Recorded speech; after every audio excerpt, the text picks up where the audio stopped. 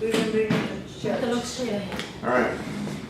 Let's get started. Let's have a word of prayer.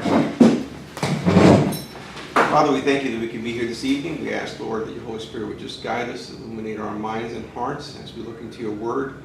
Father, help us to have a better understanding of it. In Jesus' name, amen. You're not going to consider this? Romans 13. Nice fault or something. First argument. Is this going to be a permanent situation? Otherwise, I'll pick it up. Maybe if I'm closer to him, I don't have to look that far, but my neck hurts after a while. No, I'm just saying it's so that I can rearrange my No. Romans 13. 13. 13, yes. We're going to read verses 1 through 7. We did one last week, but we'll just summarize it and then go into an issue that came up last week. Could I read just? Sure. Or you don't have to. We don't have to read. Go for it. Verses 1 through Okay. 7. 1 through 7. Okay. Let everyone be subject to the governing authorities, for there is no authority except that which God has established. The authorities that exist have been established by God. Consequently, whoever rebels against the authority is rebelling against what God has instituted, and those who do so will bring judgment on themselves. For rulers hold no terror for those who do right, but for those who do wrong. Do you want to be free from fear of the one in authority? Then do what is right, and you will be commended. For the one in authority is God's servant for your good. But if you do wrong, be afraid, for rulers do not bear the sword for no reason. They are God's servants, agents of wrath agents of wrath to bring punishment on the wrongdoer. Therefore, it is necessary to submit to the authorities, not only because of possible punishment, but also as a matter of conscience. This is also why you pay taxes, for the authorities are God's servants who give their full time to government. I read 7 also? Yes. Give to everyone that you owe. If you owe taxes, pay taxes. If revenue, then revenue. If respect, then respect. If honor, then honor. Amen. And any initial questions? Last week we mentioned that what Paul exactly is doing in this passage. He went from talking about the importance of not taking vengeance, but letting God's justice be done. And here he turns to the idea of government. And of course, the whole idea of vengeance, that we should not take the law into our own hands, that there are governmental authorities. And we looked at this passage, we began to see that Paul's not talking about the government as it exists. He's speaking about the ideal government as it should be, as something instituted by God.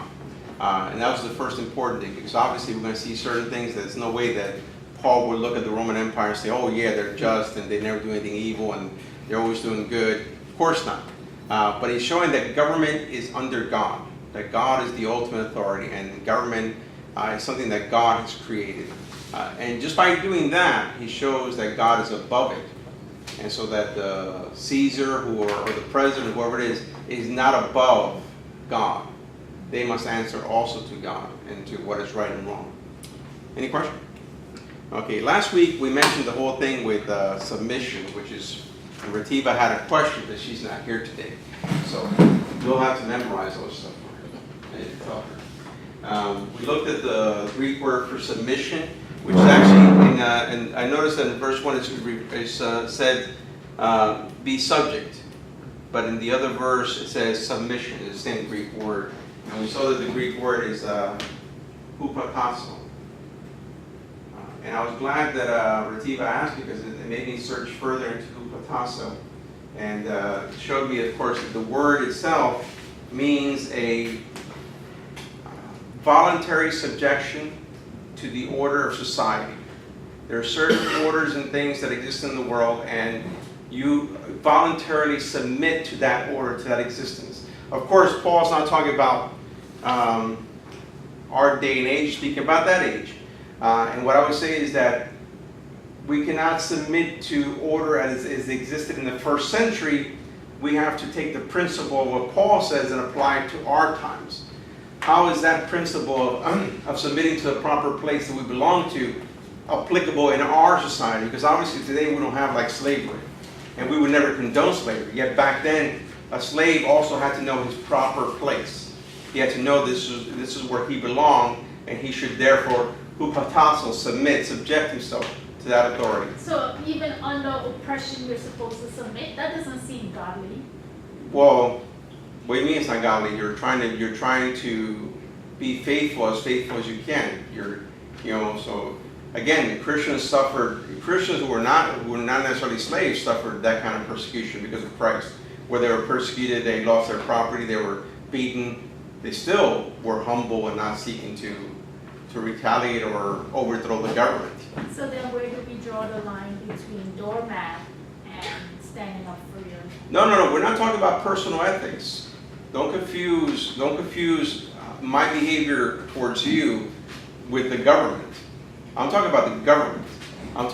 Paul's mentality is finding our proper places, meaning that we are looking to be proper citizens and not looking to have anarchy and overthrow the government.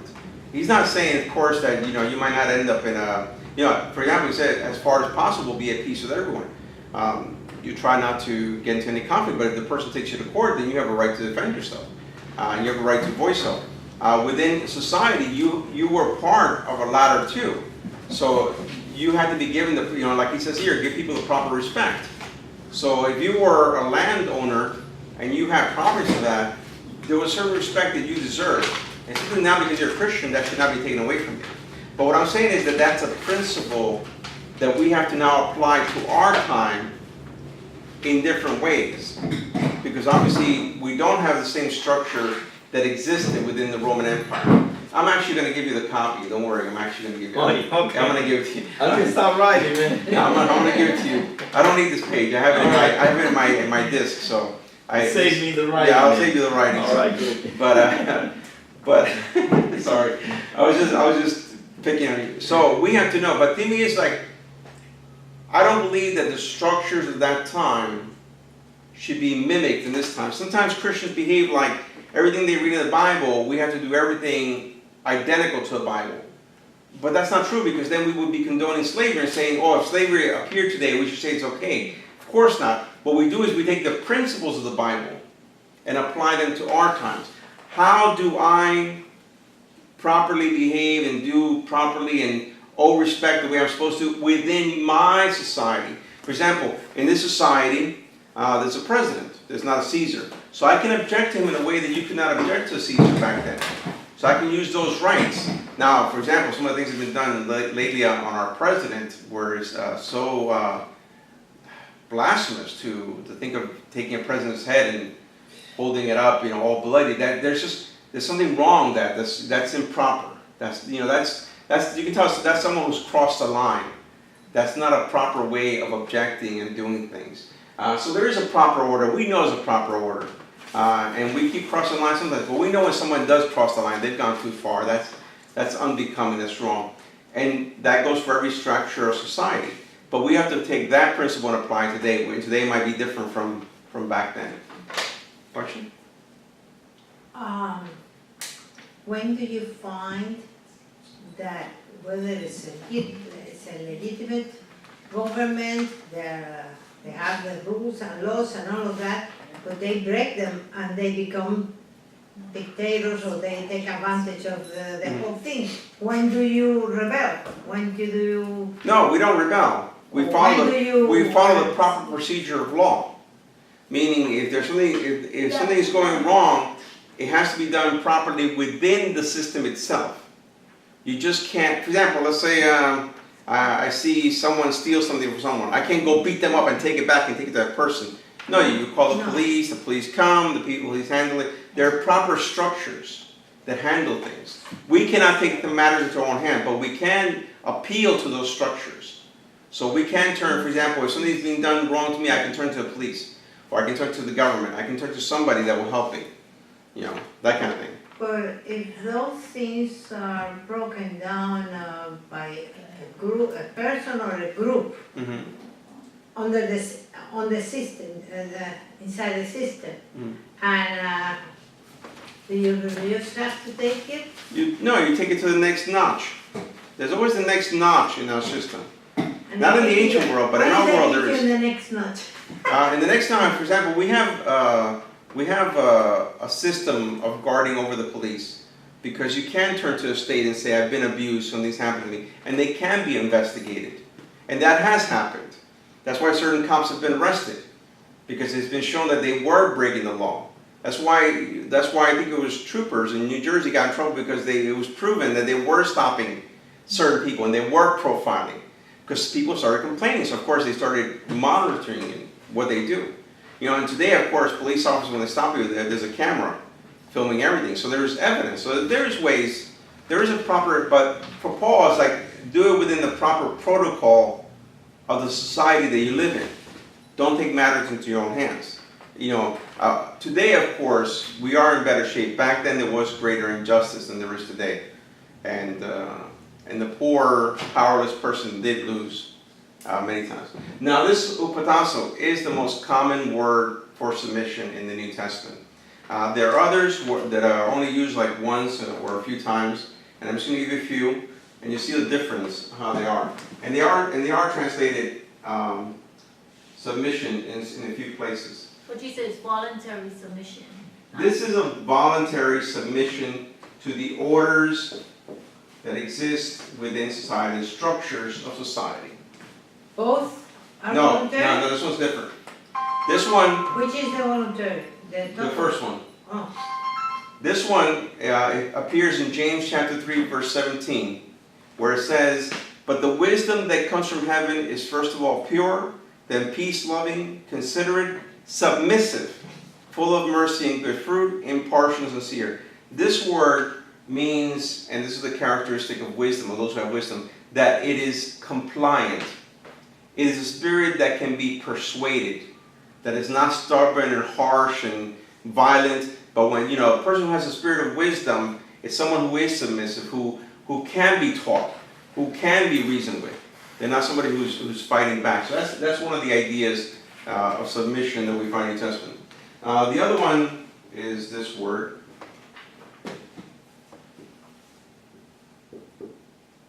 Upeko.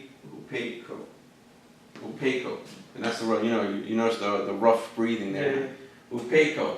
And this one's only found in Hebrews chapter 13, verse 17. Having confidence in your leaders and submit to their authority because they keep watch over you as those who must give an account. Do this so that their work will be a joy, not a burden. So for that would be of no benefit to you. And of course, submitting to leaders in the book of Hebrews, again, it's not a slave mentality. It's not like, oh, just do it because you know what? They're in charge. Listen to them. On the contrary, when you see the author of Hebrews, he's describing the leaders as those who are loving and caring and working. So he says, basically, if there's an issue, give way to them. Because if you give way to them on that issue, you make their job easier, and then you'll benefit from the fact that they're going to lead to your prosperity, your well-being, your spiritual growth.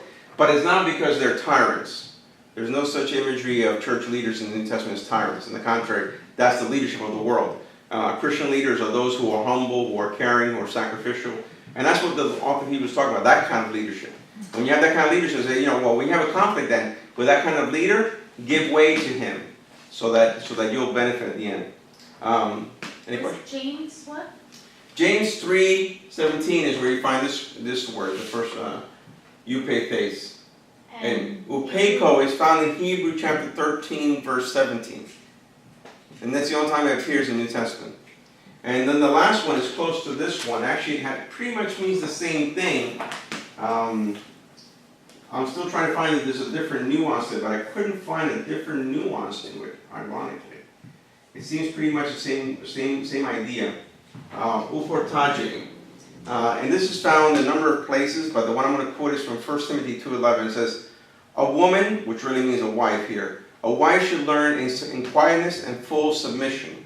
Again, the proper ordering of things. And the reason, again, that Paul is saying this, and we're eventually going to deal with, is that there is a problem going on in the church of Ephesus.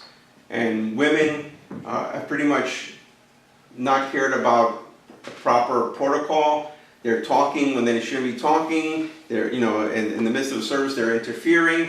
They're allowing false teachers to influence them, and now they're bringing stupidity into the congregation. And Paul's like, basically, you know what? Shh, enough. Women, wives have to learn submission and silence. And stuff like that. Now, the reason I know, and this is where I get into an issue with certain people who disagree with me, the great thing about Paul is that Paul wrote 13 letters. And even if you're more liberal in your thinking, and you say, well, only 7 of them are really authentic, the other 6 are pseudo-Paul, somebody after Paul wrote them, fine. Still, there's a lot of letters by Paul. Therefore, Paul is someone that you can analyze, and you can say, well, is Paul's theology always that women should be submissive, that they should not have no role, anything, or any part? Of course not. And the perfect examples that I find in the Bible that I always tell people they have to answer, if they really believe that, is in the church in Corinth, women pray and prophesy. They have leadership authority. To prophesy is to preach. It's to give a word of exhortation, a word of rebuke. So they had authority. The church in Philippi, there are 2 women that are fighting. Paul doesn't say, tell them to shut up and get in their place. He doesn't. He says, you who are also leaders with them, because they're leaders in church, help them to reconcile and to fix this problem. That goes to show that what's happening in the church of Ephesus, where 1 Timothy is being written to, there is a special problem going on. And we're going to get to it when we get to 1 Timothy, when we get to that. This word also appears in 1 Timothy 3:4, in 2 Corinthians 9:13, and in Galatians 2:5. But in those places, not render submission, but obedience. Again, it's the proper place to do, to function within the proper place they belong to. And again, an issue that was going on in the early church is that there was a thin line between house and church. We don't have that problem here. We come to church. Back then, all of a sudden, someone's house became a church. And certain women were taking certain liberties that were endangering the community, because if somebody came in and saw them, oh my goodness, what's going on? And this place is out of order. This place is not functioning correctly. So, very important. Any questions? The first one is 1 Timothy where? 1 Timothy 2:11, which is the one that's normally quoted for basically telling all women to be quiet and be in full. Seriously, the funny part is that when I've had debates with people, it's been women telling me that I'm wrong about this teaching, which I just, they don't get the irony, and I'm like, I don't know how to point it out to them. The ironic of you're telling a man who's a pastor that he's wrong about the interpretation. You're trying to teach me what the Word of God means, and I'm trying to tell you that's not what it means. But you're supposed to be right. Then you should be quiet. Are any of these, like, does hypocrite come from any of these words? No, hypocrite is hupokrito. Oh. Just the way it sounds, just very much the way, like in English, hupokrito. Which hupokrito is just the word hypocrite actually means, the Greek word, it means to wear a mask. And it was the word used for actors. Actors on stage would wear a mask so that you couldn't see their real persona. So they were hypocrites. They were concealing who they really were to do a part. So he says, don't be a hypocrite, don't wear a mask, don't try to deceive people. But we're going to get deeper into this issue, especially in the Timothy, when we get there. Any questions? All right, I'll hand that to you, so I don't forget. All right. All right, so let's continue then on. I want to answer that. Let's go on to verse. Yes? Question? No, if we could get a copy of that.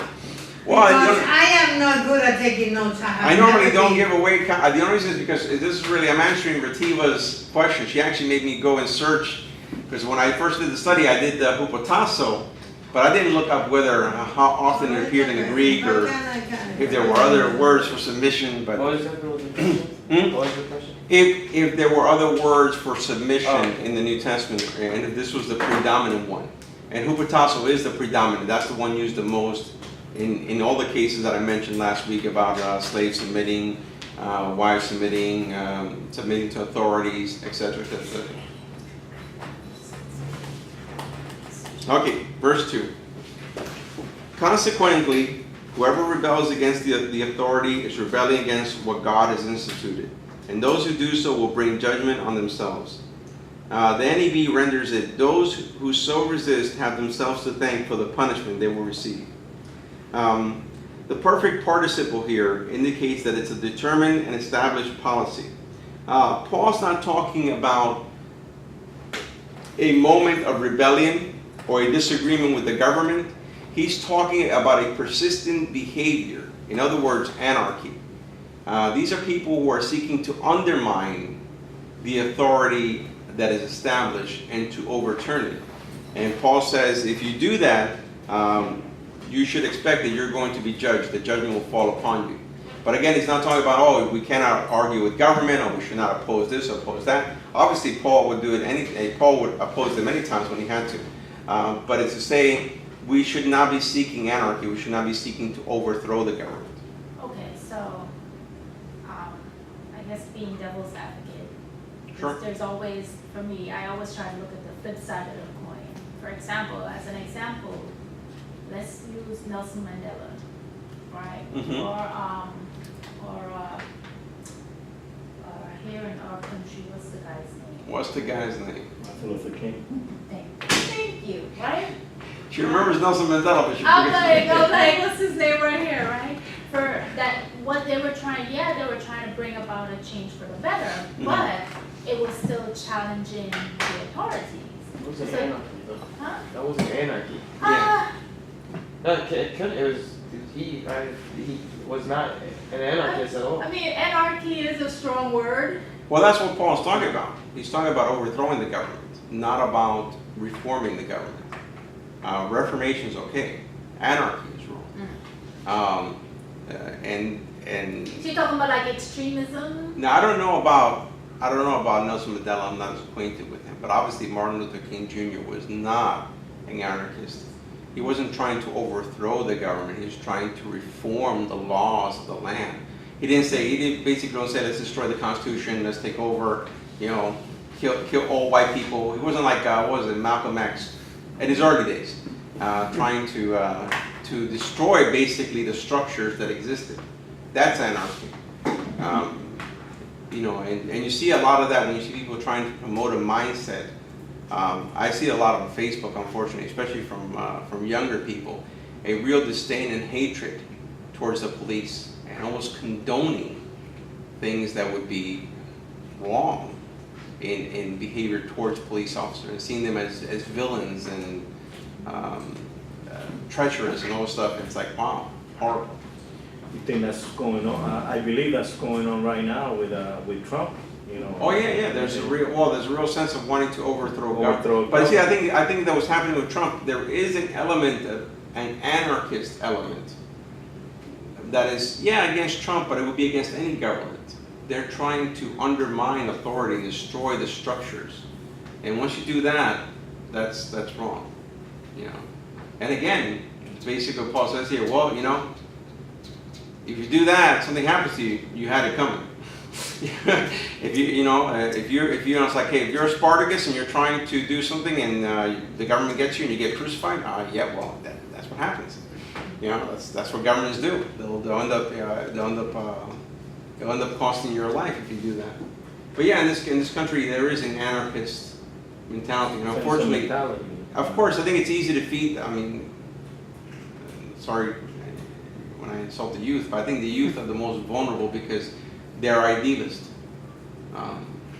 Young people tend to be idealists, and they think that society should be a certain way, so it's easy to convince them that they should be overthrown because this government is bad. People, as they get older, realize, no, nothing is perfect. Every system has corruption, every system is bad.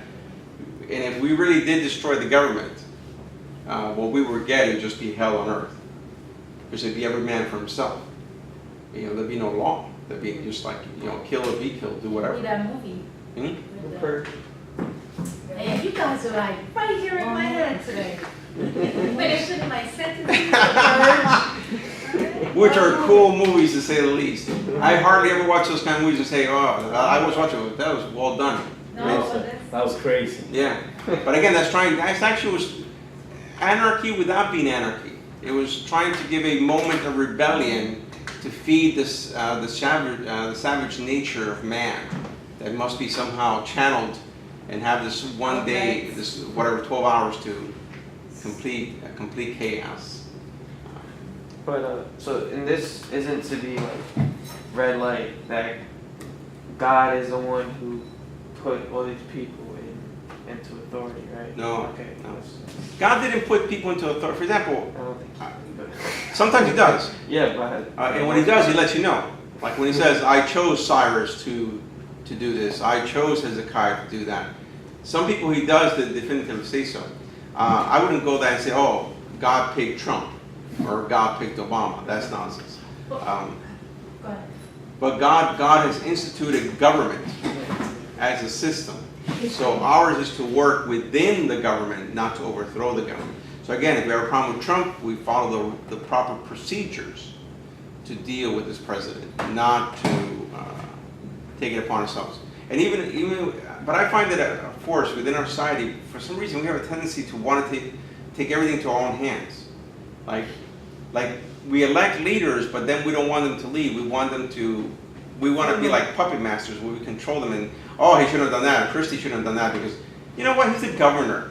You know, he's not going to do everything you like, he's not going to do everything you hate, but he's the governor. You know, if you want to be governor, run for governor.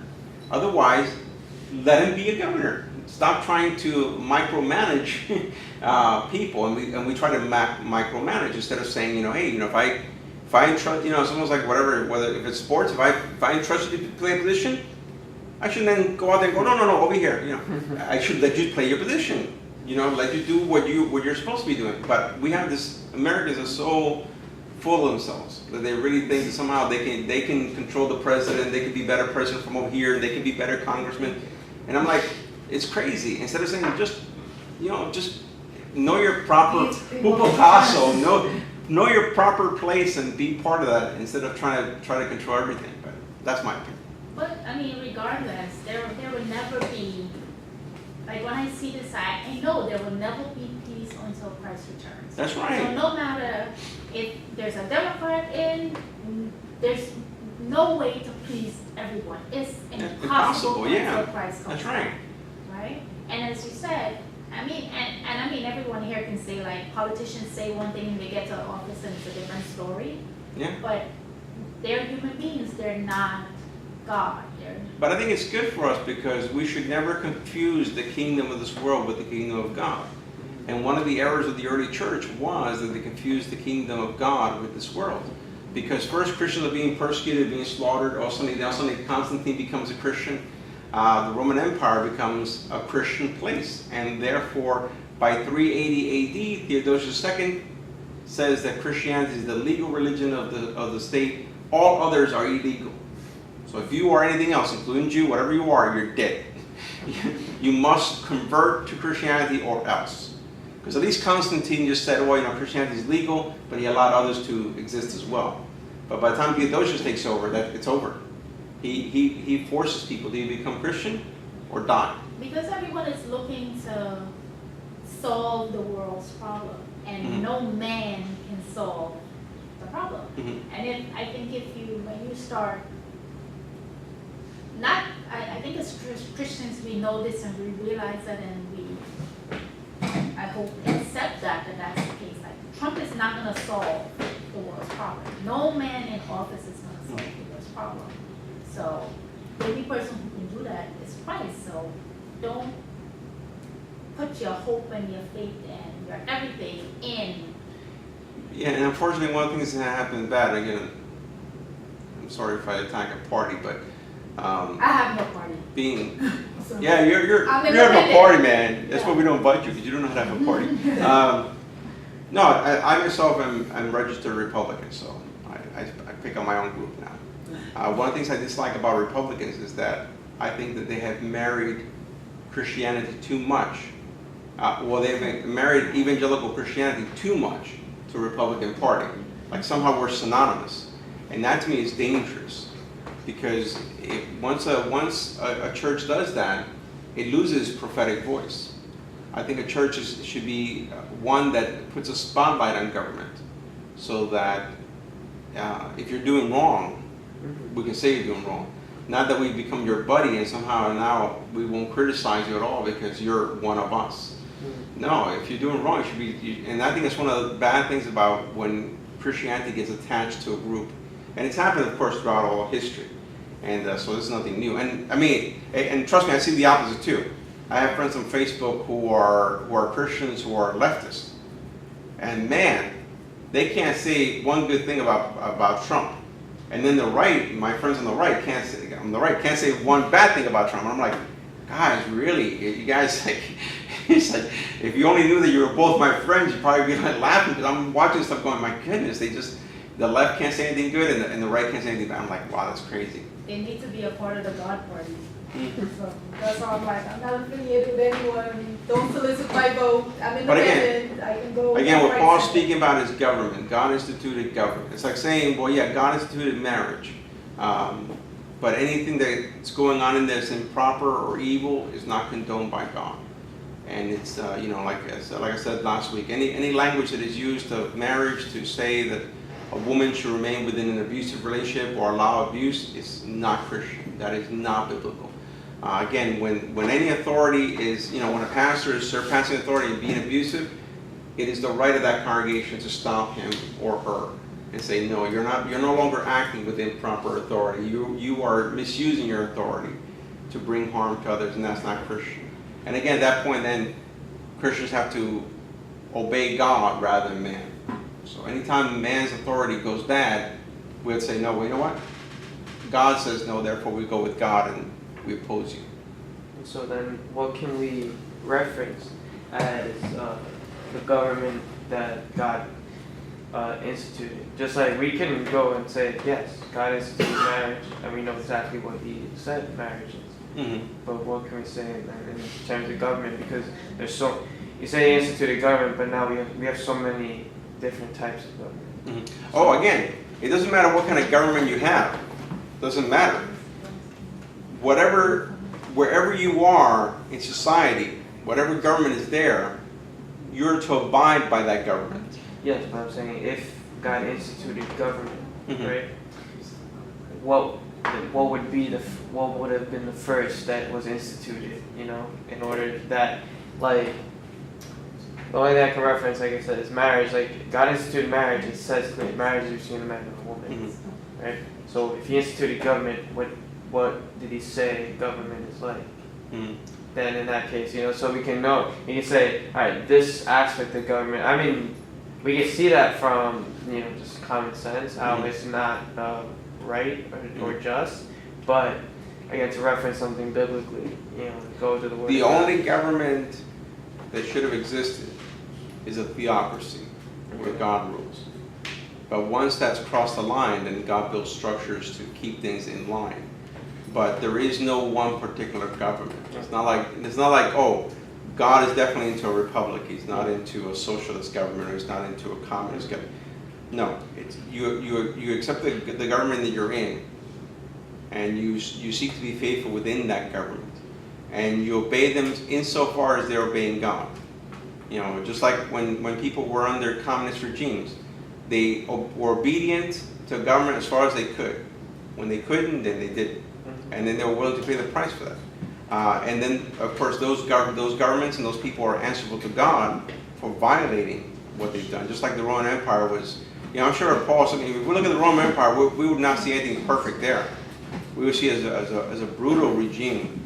I mean, they always talked about the peace of Rome. The peace of Rome was because we beat you up, and you had no choice but to accept our rule. We were not following the Roman Empire because, oh wow, we voluntarily. No, it's either you follow us or we kill you. Well, it's the same thing in Cuba and Exactly. and like what's happening in Venezuela right Yeah. now. But again, when a government is corrupt, then it's okay for individuals to oppose that government. For example, when Christian leaders opposed Hitler and sought to overthrow him, they were doing the proper thing. He was no longer working in line with anything that's even close to an ideal of what government should be. Yeah, he was an evil dictator. So there is a line. So there are again principles, guidelines that we can follow. When you see a government that is not working for justice, a government that is using the sword more for evil than to really bring justice, then yes, of course, then we can say, you know what, this is wrong. Again, we try to reform it, we try to change it. If that doesn't work, you take it to the next level. And again, that's within the conscience of everybody, because I remember when I was studying, and I remember hearing about Dietrich Bonhoeffer, who was a great theologian, and during the last years of Hitler's regime, he was a teacher here in the U.S. He had actually escaped Germany in the persecution. And he just felt that he had to go back and literally oppose Hitler, like to overthrow him, literally. And it cost him his life. Yes. You know? So, did he do the right thing? Yes, but I think he obeyed his conscience. In his conscience, he knew this was the right thing to do, and he went and did it. Would I have done it? No, of course not. I have no military. I'm not military in any way. I have no training to do such a thing. I'm just like, if I go to some land, I might as well take the gun and shoot myself, because I have no skill. But if I had skills in that department, yes, of course. Then I can say, well, okay, I know that I have ability, military ability or whatever. I could use the resources that I have, but my resource would have been more the getting on television, writing pamphlets. That'd be the way that I do it, which is how some of them did do it. A number of individuals, like Karl Barth, individuals who were in opposition to these things, were writing against this evil regime. But obviously they didn't have military skills. So I don't know if Dietrich should have done that, but that's between him and God. Any questions? But again, here's what's being condemned is anarchy. Verse 3, for rulers hold... Now see here, you can tell he's talking about the ideal. He's not talking about the actual... Because everybody knows that the Roman Empire is a terror network. It says, for rulers hold no terror for those who do right, but for those who do wrong. Do you want to be free from fear of the one in authority? Then do what is right and you will be commended. It's obvious. This is the ideal state, because, people can complain about Trump all they want to. Trust me, it's like, those who know horrible regimes know that, no, this guy's nothing. This guy's nothing. In Rome, if the emperor says you dead, you dead. It's not like, oh, I disagree with you, whatever. You're dead. If he wants you dead, even if he doesn't just want you dead, I say he just wants your property, because he wants to make his bank bigger. He can accuse you of treason. You get killed, he takes your stuff. That's all there is to it. Very different from our society. Definitely more like Cuba, where you had an evil ruler who basically did whatever he pleased and killed whoever opposed him. So,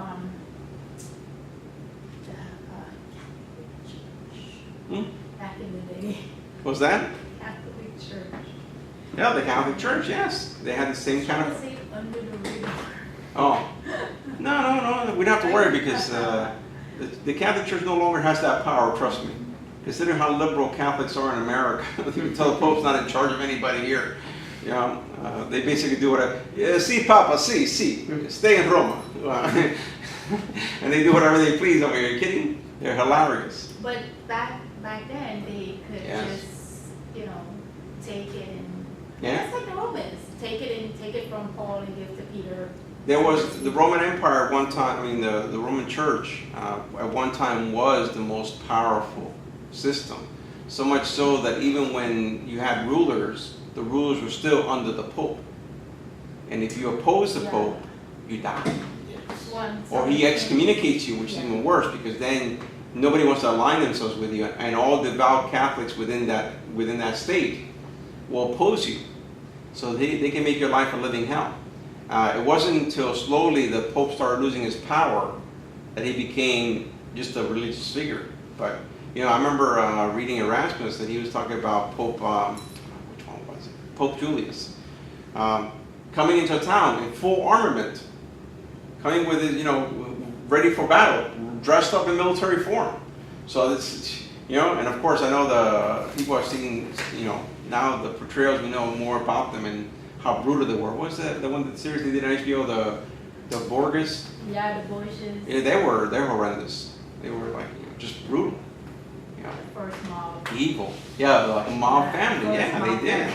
And that's really the way it was. And this is the corruption that was in the I church. think who Henry, one of the Henrys, the king, Henry, I don't know if it's the eighth or. Henry VIII actually opposed. Yeah. He was the one who started breaking England away yeah, from the Catholic power because he wanted to divorce, and he couldn't. Yeah.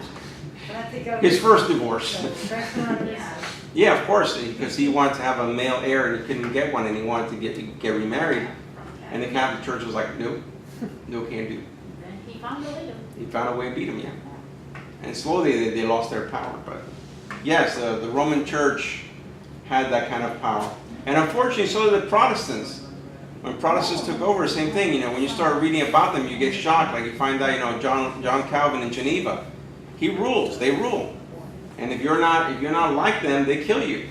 If you're a heretic, you know, however they define that, they'll kill you, and that's all there is to it. So Luther in Germany had that kind of power too, where they had the power to kill people. You know, of course the Baptists, the Anabaptists, the ones that suffered the most. We had no power. We had no little country that we owned. But so yes, obviously power corrupts. Any other questions? This, okay, we're moving on. Go as quick. This, 4, right? Yes. It says pretty much the government have the authority to carry out capital punishment. Yes. The sword here is for capital punishment, not corporal punishment. If I'm understanding right, capital punishment is death, isn't it? Yes. And That's the power of the sword. It's the power of life and death. That's what Paul means by it. That's what it but he's means. not tying it to the biblical sword, is he? By, well, the sword in the Bible. No, he's talking about sword. It's obviously using it as a metaphor, but obviously the sword is to kill. It's to kill. It's to, and in this case, of course, decapitation, killing, because Where does thou shalt not kill fit in? not into our government. That is still death. No, it's not the same. That's why warfare. Otherwise, why would we go to war? We can't go to war then. It would be wrong to go to war because you're killing people. Defend yourself. But thou shalt not kill. Remember, it means thou shalt not murder. It is the taking of an innocent life, and again, it's taking matters into your own hands. It's you killing somebody. But like I said, if in the ancient world, if somebody killed my brother, I had to go kill the person who killed my brother, and that would be considered justice within the Hebrew society. If that person said they killed my brother accidentally, they went to the city of refuge, they pleaded, then they had their day in court, but if they were proven guilty, they'll be killed. If you commit adultery, you'll be killed. There's a lot of reasons you'd be killed. You can just read to Leviticus, you know. You sleep with an animal, kill him. You know, a child who blasphemes his parents, and I don't mean child, I should correct myself, young person, already of age of accountability. They're old enough to know what they're doing. It's not like a 3-year-old. Hey, you're a bum. Kill him. You know, people. I hate the fact that they translate that child, but it shouldn't be translated because it's more like past adolescence. It's a young man, a young woman who defies their parents. You know, and yet again, the children can do the same. If the parents become idolaters, if my mom and dad are worshiping false gods, I can go and tell people, and they'll have my parents killed, and I'll be seen as righteous. So no, murder was being condemned, taking of an innocent life. Okay, your name might run out of my head. Freddie. Freddie, thank you. Brought up an example last week about being in the military and trade, right? So we know in war, innocent people perish. That is murder. So Not No, necessarily. not in war. In war, it's war. That would not be considered an innocent person why not? because it's warfare. It's you have a gun, I have a gun. We're fighting. I'm not talking about fighting against another man that has a gun. I'm talking about innocent Like there's let's say like this civilians, yeah. civilian, no, not necessarily, unless they intentionally are doing it, are bombing it. Like let's say they intentionally are bombing a hospital or a school. Well, that's still war. No necessarily. That No. happens though. No. Well, if it happens, That, improper warfare, that would be a mistake. Meaning, we bombed the hospital. That's not on purpose. That should have been an accident. It is. Because again, what developed out of the whole thing of the medieval times and Renaissance it's called the just war theory. It means that there is a correct way of doing war. Doesn't mean everybody will follow it. If they don't, it means. But we understand that there are certain protocols you keep. You don't walk into a village and you kill women and children for the fun of it, unless they have guns in their hands Unless they have guns. and they're aiming it at you. No, you no, know. I'm talking about innocence in the true sense of innocence. Yeah, then it is murder. Yeah, But then again, that person's accountable for what they've done, not. well, that's the thing. Unless the government sanctioned it, Well, all right then. So then the government is liable. And we oppose them, just like they did in Vietnam. In Vietnam, they were doing a lot of that. So they opposed what the government was doing because they believed that it was being done was unjust. Didn't you say, you actually said something about that in your, Faith and Reason? Mm-hmm. You mentioned how, that an excuse was being said that, like, you know, well, I was just following my orders, but it's like, no, you were accountable for what you did. So even though it's government sanctioned, it's not on the government, it still is on the person. Yeah, and that's why even Freddie was saying last week that his conscience, if his conscience said no, then he would not do it, and he'd be willing to pay the penalty for it. Innocent, again, murder is what's not condoned in the Bible, which is taking innocent life. But there are many ways you see people being killed in the Old Testament. You know, especially where it comes to, like, you know, if you're committing adultery, the Bible doesn't think you're innocent. If you're sleeping with a dog, they don't think you're innocent. If you steal your neighbor's property, they don't think you're innocent. So there's, you know, innocent is a person who's just, you know, again, minding their own business and they got killed. Not because they did something wrong. Again, if you had killed a relative of mine, it is my duty, you know, it's called the kinsman redeemer, it's my duty to hunt you down and to pay blood for blood. You know?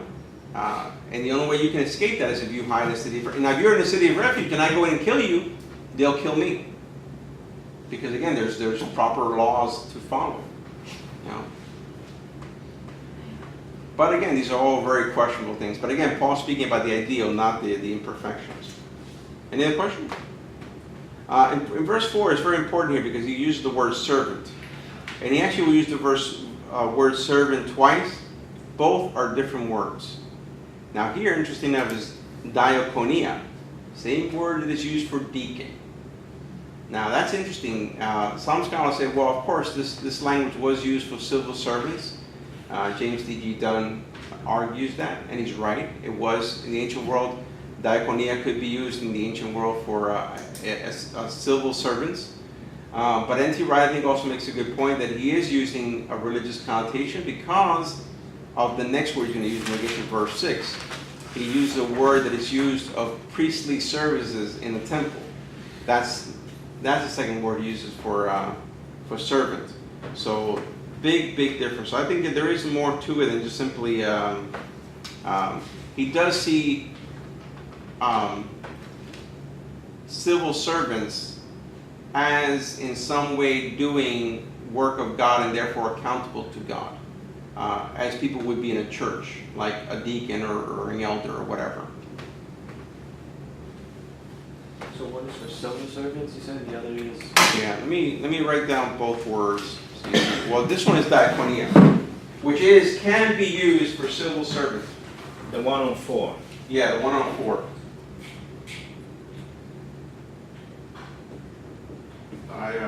Is it because they're sanctioned by God?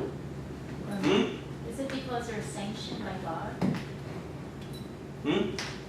This is the plural. Actually, diakonia is actually the way it sounds.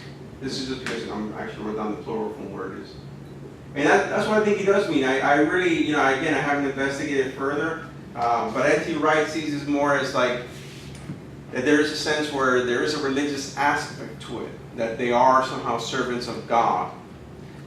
James D.G. Dunn, who I also respect in his commentary, says, no, it just means civil servant. The problem becomes verse 6, which we'll get to in a second, but let me write out the Greek word so you see it already. In verse 6, he uses this Greek word. Again, I'm putting, here I'll put the plural, I can't remember how exactly the singular goes. This is the plural form. But this is the word used to talk about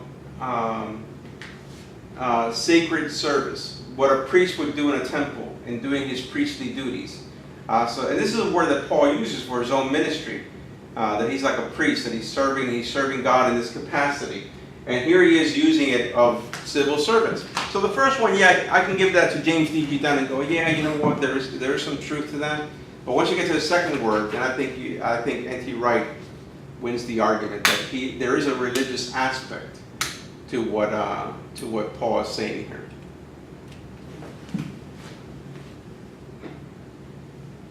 Marshall? Wheels turning? Why they don't kind of notate down here, You know, I get so frustrated. Because, I mean, look, in English, they put in the first verse about be subject, and yet the same word is used later on, and they say submission, but it's the same Greek word. When it says submit to the authority, it's the same Greek word. So why not leave both to submit? Why not try to leave more? That's why it's good to have different translations to see the differences. And if you can pick up some Greek, man, pick up some Greek. Or at least get one of those little apps now. It's so easy to even look up those little things. And you can see that the words are different. So now you can actually, I know you have one on your phone. You can just tap the word to see what it is in the Greek. And you see it's two different words. I would have used something different to kind of let you know that he's bringing two different aspects, not using the same word. So that one is, that's for, like, is that like liturgy? It's like for, like, what do you call it? The second word for service. It's priestly. Is like, This is the word that's used of priest doing the work in a temple. Which one? The second one. Liturgoi. That's the word Paul uses at the time when he's talking about ministering before the Lord and on our behalf, doing this, doing that. Again, doing a priestly work. Interceding, so that's priestly work. And here That's he is. not what he uses here, right? Yeah, he does. The second word in verse 6. Oh, in verse 6. In verse 4, he uses diakonia, and in verse 6, he uses the other one. And that's why when Dunn says in verse 4, it can just mean civil servant, I was like, oh, okay. But as I kept studying, I saw a second Greek word. I said, oh, no, I think N.T. Wright is right on this one. I think he's got it. He's closer to the truth. He's putting in a religious aspect to it. And again, showing that, to me, it sounds like, he's making governmental people so powerful. No, he's not. He's actually doing the opposite. Because he's showing that they work under God. And in that society, they didn't work under God. The Roman emperor was supreme. He was it. All the gods were there, but he really didn't follow the gods. He followed whatever he wanted. He was God. He even called himself, they started calling themselves Son of God. They believed themselves to be divine. Therefore, they were being worshipped. They were being adored. And here's Paul saying, no, you're here. You're not a God. You're a servant of God. God is here. You're answerable to Him. So he's actually putting them in the right place. But yet using language that shows that they have a religious responsibility, religious duty before God as well. I think N.T. Wright is right on this one. Question? Not a question, but when the founding father go ahead and say one nation under God, that's what they wanted to, to have that type of governing. And now people just want to get away from that, they just want to get rid of that. Yeah. Like anything that has to do with God, they want to get rid of in the government. Which they don't comprehend that once you do that, it is anarchy. They don't figure it out because, it's almost like, again, America's become a nation that's been able to get rid of God, but still remain Christian in its behavior. But once you realize that there is no God, then who's the state to tell me what to do? Who are you sitting in Congress to tell me what I can and cannot do? You're not God. See, that's what happens. That's what happened in communist states. In communist states, the state became God. Yeah. The state replaced God. That doesn't work. We've seen it. Eventually, you will lose. The people will revolt because if there is no God, who are you? Who's the president of the state to give me orders? Nobody. I'm my own God. I'm the president. I'm in charge. You know, that's why Aristotle critiqued when people say, "Oh, we want a democracy." Aristotle said democracies don't work, because in a real democracy, Trump is president, then tomorrow I'm president, and then tomorrow you're president, and we all get to share it. That's a democracy. And he says that's ludicrous. That's not going to work. You know, and that's what we want to create. We want to be independent that way. So yeah, if they remove God altogether, you'll just have anarchy. People will do whatever, you know, it's almost like, what was that phrase in the Old Testament? When there was no judge in the land, everyone did what was right in their own eyes. That's exactly what they'll do. They'll do whatever they think is right, and that's it. They don't care about anybody else. Anyone else? All right, let's try verse 5. We still have time. Therefore, it is necessary to submit, again, the Greek word for submit, hupatasso, to authorities, not only because of possible punishment, also as a matter of conscience. Another important Greek word for Paul, conscience. Oh, I didn't write down the Greek word, but it is an important word for Paul. And I'll explain to you what I believe he means by conscience. But let me write down the Greek first. All right. Conscience, of course, is that which helps you to decide between right and wrong, and what you should do, what you should do, according to the moral environment that you are in. Is it sun, EDC? Eso, exactly.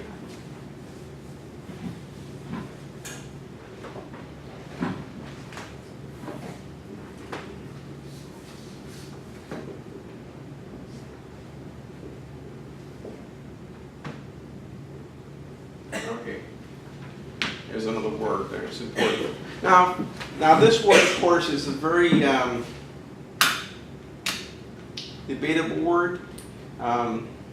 I think that those who have said that Paul believes that conscience is defined by the culture that you live in. Let me read this definition by Andrew David Naselli from his book called Conscience, What It Is, How to Train It, and Loving Those Who Differ.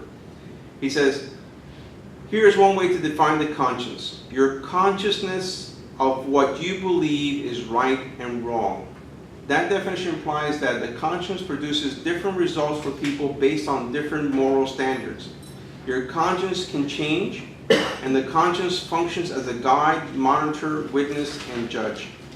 And if you want to actually email these notes to you guys, I realize you're taking too much notes. I'll email this to you. I can't email it to you, but. Well, you can give it to me behind. No excuses.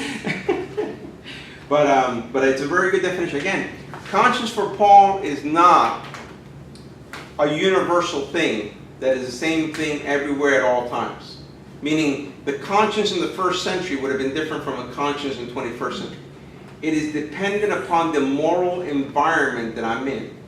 That's why within a certain place, you see somebody saying that they were acting according to conscience, but you might look at them and go, "Wow, I don't think that's really according to." You know, somebody in Russia says, "Well, I was following my conscience," and you're like, "No, that sounds wrong," because you're looking at conscience from your American perspective.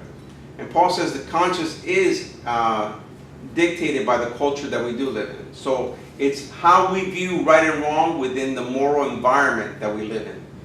Every environment has a sense of right and wrong. And that's how your conscience works. And it's not like an independent thing that is universal and applies the same way to all people. That's normally the way it used to be taken. But scholars have shown that that's not the way Paul thinks about it. Maybe that's the way maybe a philosophy thinks about it, but not the way Paul thinks about it. Paul sees it as dependent upon the culture that you're in. So the conscience does change depending on the culture, depending on the upbringing, depending on location. You understand? This is Paul. Yeah, Paul's understanding. For example, if you spoke to philosophers, they might give you a philosophical definition of conscience where it means something universal. All human beings have had the same kind of idea of right and wrong. But if you look at society, it's not true. There have been a culture where you might look and go, "Wow, no, we might look at it and go, that's wrong," but they would think it was okay. But it's because we have different cultural makeups. The conscience depends upon that cultural makeup. Wherever it is that you are, you have a conscience that is fitted to that environment and works with that environment, and you should behave appropriate to that environment. There is a right and wrong within this environment. Is that established by God? The conscience is created by God, but not the parameters. The parameters, if I follow Paul, the parameters are based upon the culture that you're in. But yes, it is created by God, but it works within the parameters of where we live. But it would change then. And it can Even change. if it's established by God, then it's, I'll give you a great example where it does change. As a young Christian, when I became a Christian, I was in a Southern Baptist church. And don't drink, don't smoke, it's all wrong. So in my conscience, I felt it was wrong to drink. I then became more educated and realized, no, there's nothing really wrong with drinking. It's drunkenness that is wrong. And so my conscience did change. And so that I can now have a drink and not feel guilty that I'm having a drink. But before I would have had a drink and felt guilty. And this is where Paul's going to get to the argument later on in Romans, where he's going to talk about if you do something that's wrong and you feel it's wrong, it is wrong. That's your conscience. You should have followed your dictates, not the dictates of your pastor or your cousin or whatever. You have to follow your dictates. So that's it. but on the opposite side of it, if you're doing something that you don't consider is wrong, and the society or the whatever, then it's not wrong because you go according to your That's right, you go according to your conscience. If it's a neutral thing. There are things that God says this is wrong. Like you might say, well, my conscience, I felt there was nothing wrong in killing that person, taking their car. Well, obviously there's wrong with your conscience. But there's a moral standard outside of you. But there are things that are not like that. There are kind of neutrals. And that's where the conscience becomes very important to help us to decide what is right and wrong. One observation here, that if you look at the word conscience, Yes. in reality, if you look at it, it's conscience. Like the science. I don't know. No, sorry, you made me think of that movie. As Good as It Gets, you ever seen the movie? Yeah. You remember that? Conscience. That's what you think. Again, whatever, I'm not arguing the philosophical meaning of conscience.